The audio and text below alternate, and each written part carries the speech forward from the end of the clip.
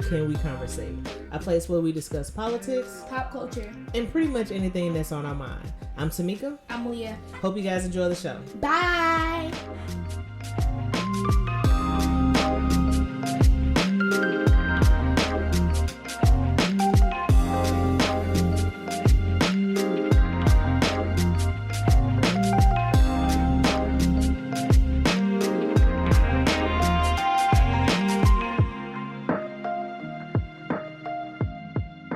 What's up, guys, and welcome to this week's episode of Can We Conversate. So on this week's episode, we're going to be talking about self-discipline.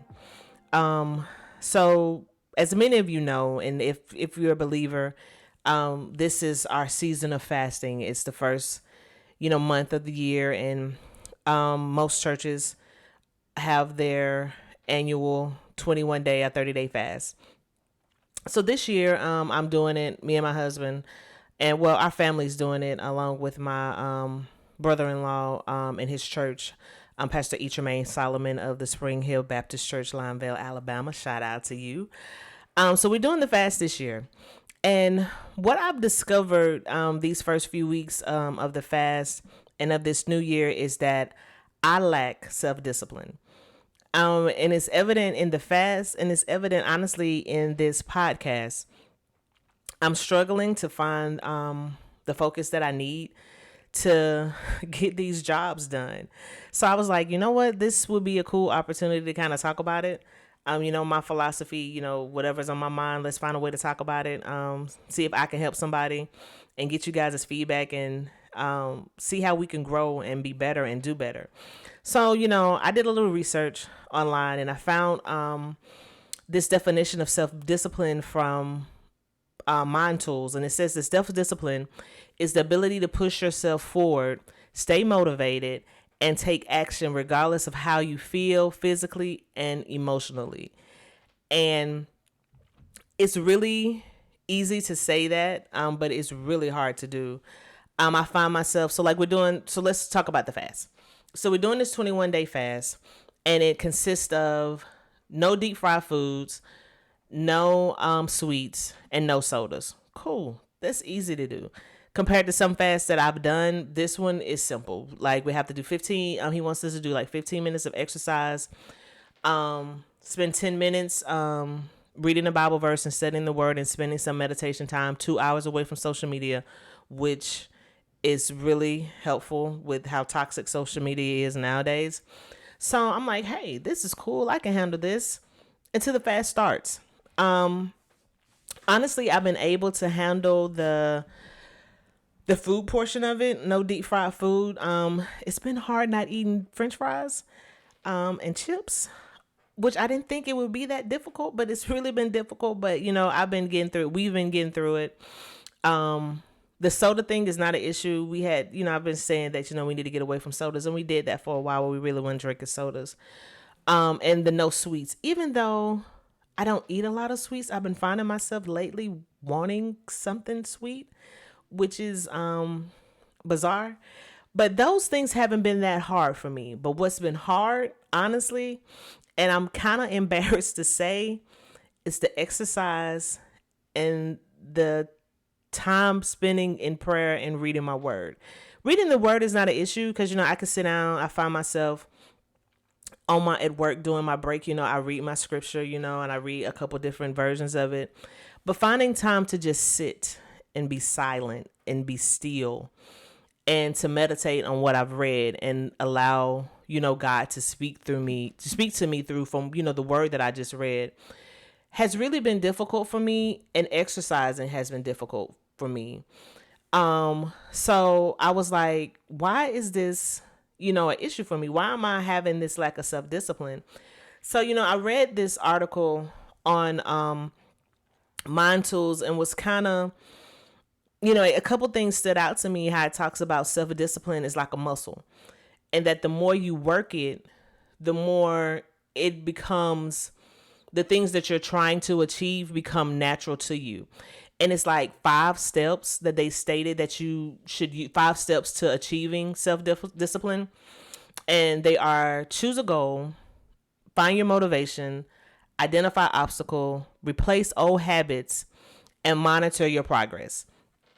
So my goals, like a lot of people, we come up with New Year's resolutions. And my New Year's resolutions are pretty much the same every year. I want to lose weight. I want to exercise. I want to eat better. I want to get out of debt. Your standard New Year's resolutions that I think most people, have on their list of things that they want to accomplish for the new year. But by February, all of that's gone out the window. I'm not eating right. I'm not exercising. I'm still trying to get out of debt. Now that one I'm striving for the whole year, but the eating healthy and losing weight, those things, they're out the door. So they say in the article, they say that you should choose goals, but choose goals that are obtainable, things that you're able to do, nothing that's outlandish, that's, too big and too overwhelming for you to achieve. And I feel like losing weight and eating healthy, I don't think that's a hard goal. I think that's something that's, pretty reasonable to come up with and to strive for. So I guess my thing that I need to focus on for me is to find my motivation. What's my motivation? Because that's step 2 in the process that they describe that you need to be more self-disciplined. So I guess my question is, what's my motivation? For eating healthy and losing weight is, of course, for, health reasons. I don't want, my mom has type 2 diabetes.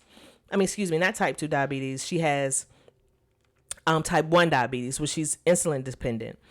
And, my family has a history of high blood pressure and, thyroid disease and, heart disease. Like many of us in the African American community, we're kind of predisposed to these type of issues and these type of diseases. So the way we eat and how we take care of ourselves really help us into warding off these type of ailments. So my motivation should be my health and, being healthy and being here on this earth as long as I can to be here for my kids.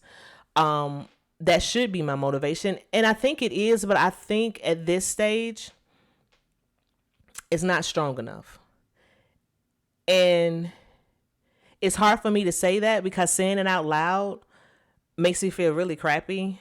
But something my mom and my grandma used to say to me all the time growing up was that you make time for the things that you want and you make room for the things that you want.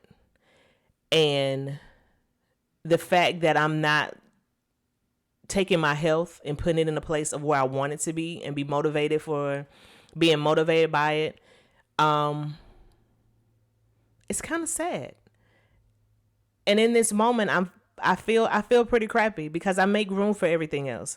I gotta go to work. I know I gotta go to work because if I don't go to work, these bills are not getting paid. But I don't let things stop me from going to work. Even though some mornings I get up and I'm like, I really don't want to clock in and do this 8 to 5. I really don't feel like talking to these people on the telephone. I don't want to get out the bed right now. And I'm not motivated to do it, but I do it because I know I have to do it.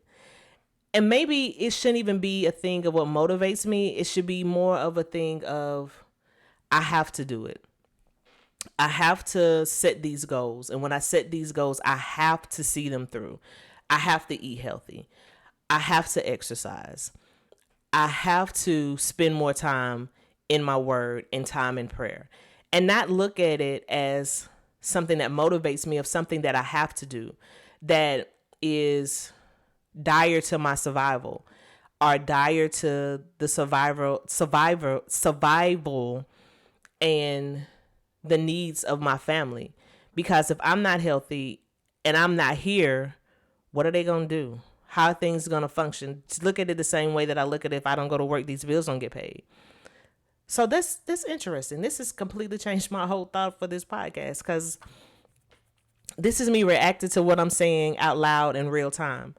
I don't know. That's kind of thrown me. So let's just scrap find your motivation. It should be more of you have to do it. It's not a motivation thing. So let's change step 2 from finding your motivation to let's make these goals something that we have to do. Because if we look at it that way, we don't need motivation. We just do it. We know we have to do these things. These things are required for us to survive. So yeah. So step 2, motivation is something that we need to do. So the number 3 on their steps was identifying your obstacles. So for me, my obstacles are when it comes to eating healthy. For this particular exercise that we're doing today on this episode, it's 4 people in my house. Me and my husband pretty much are on the same page when it comes to eating healthy, exercise, and losing weight. But I have two little people that live here with me who could care less about eating healthy and exercising. My son in particular, his diet consists of McDonald's and cereal. If he has McDonald's every day and cereal every day, hey, he's good. So what happens is we find ourselves in the afternoons, in the evenings after I get off of work, or even in the mornings when we're talking, what are we doing about dinner? I don't know. What you want to do about dinner? And even if we want to eat healthy, it's like, okay, so what are the kids going to eat? And not wanting to go through that whole thing of like, well, they don't eat this and they don't eat that. And then my husband tells me, well, when we were kids, we didn't have a choice. If you didn't eat what they cooked, you just weren't going to eat. Knowing that we're not going to do our kids like that. If they don't want to eat it, we're going to try to find something that they want to eat or cook something that we know they eat. So we won't have this issue of like, well, I don't eat that and I don't want that. And then you're getting mad, like you're going to sit here and eat this. And it's just like this whole debacle and this whole thing that it really doesn't need to be. So what ends up happening is for it not to turn into that, we're like, you know what? We're just going to cook something that we know everybody eats. So that way we don't have this huge argument and I get mad and everybody's upset. And to just have peace in the house, we're all going to eat the same thing. But what ends up happening is trying to keep peace. You're not reaching the goals and you're not accomplishing the thing that you need self-discipline to do, which is to eat healthy. So I think for me and for us, it's almost like, you know what? Yeah, they don't eat this. So we either got to find a way to fix it in a way to get them to eat it. My daughter, Talia pretty much try anything. My son, he's not going for it. He'll just like, I just eat cereal and not worry about it. But find a way for the healthier items that we want to pursue to have them eat it, or the dreaded fixed 2 meals. But who wants to do that? After you get off of work and you've worked all day, who wants to cook 2 separate meals for everybody to eat? Nobody wants to do that. But once again, overcoming those obstacles, maybe that's something, we have to do to, be able to achieve the goal of eating healthy. So step 4, replacing old habits. Let's see, old habits, replacing old habits. That's an interesting one. I guess the old habits would be, I guess what I just discussed. It's a habit for us to just be like, we're just not going to cook these 2 meals. We're going to cook this 1 meal and be done with it. So, like I said, replacing that mindset of like, you know what? No, even though it may be a hassle, even though it may be inconvenient, find a way to introduce them to new things that are healthy.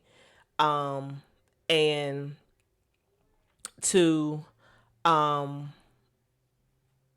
get them to try new things, or just to, fix those 2 meals, throw some chicken fingers in the oven. And I would say cook some fries, but he doesn't eat anybody fries but McDonald's, so he doesn't eat homemade fries. I know it's weird, because French fries are potatoes. They're the same. I don't understand, but if it's not McDonald's, he's not eating it. So that's like a whole nother podcast for another day. So the last step is monitoring your process. So, I guess for me, since I'm talking about me in this episode and what I need self-motivation for, I need help with, I guess for me, monitoring my my progress is just basically how I feel. Do I feel better? Am I losing weight?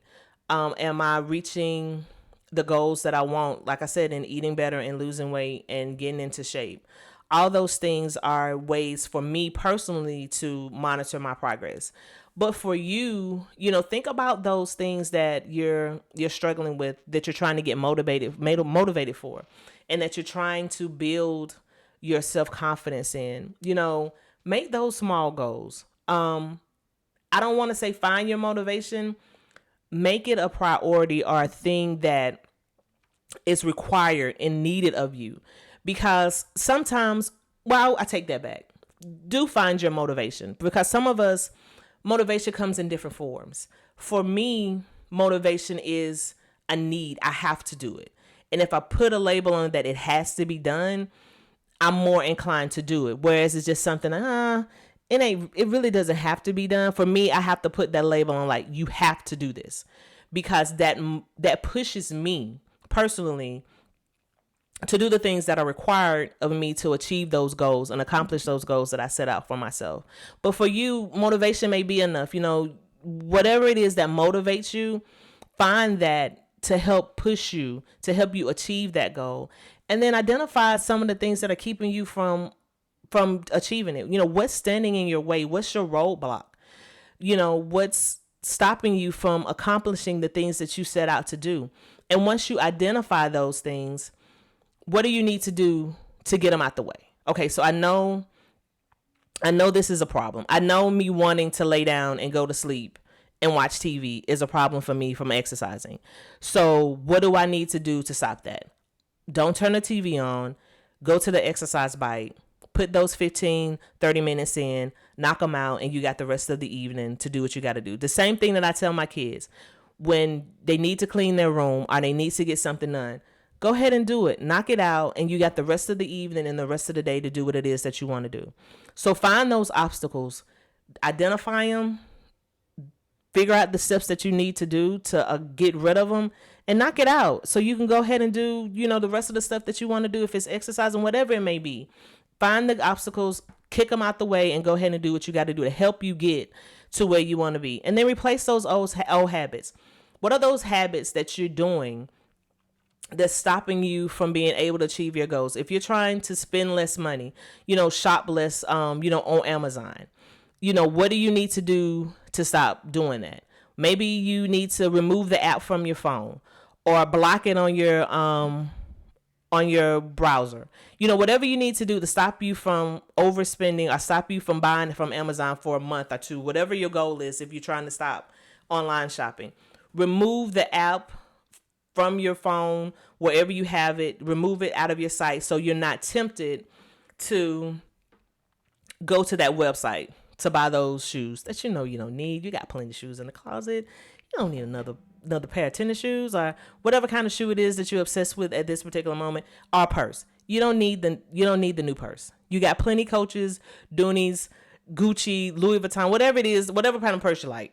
You got plenty of them. You don't need any more. It's enough. So just, take the app off the phone, step away from it, try to break those old habits that are holding you down. And then finally, monitor your progress. How are you feeling? Is that bank account looking pretty good? Are you saving the money that you would have normally spent on that purse? Is that like sitting in your savings account and like, savings account looking pretty good this month because I hadn't been on Amazon buying anything?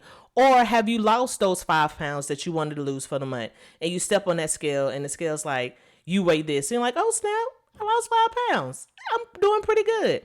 Look for those things and ways to monitor how you're doing. So as you go through your process and trying to reach those goals, you have something that you can look at to show that, okay, this is working. What I'm doing is working. All this hard work, all this discomfort that I'm feeling right now, it's going to pay off. And I can see it in these small little steps that I'm doing. Each month I see a change. I feel better. My bank account looks better. We're reaching those goals. Those things are what you need to help you stay motivated. So that's it for this week. I hope this helps somebody. I think it really helped me. It helped me kind of change how I'm looking at this fast, and not only the fast, but how I'm looking at my New Year's resolution. So hit us up on social media. Let us know what you think. If you have some more things to add to our list of steps to achieve self-discipline, please let us know. Until next time, can we conversate?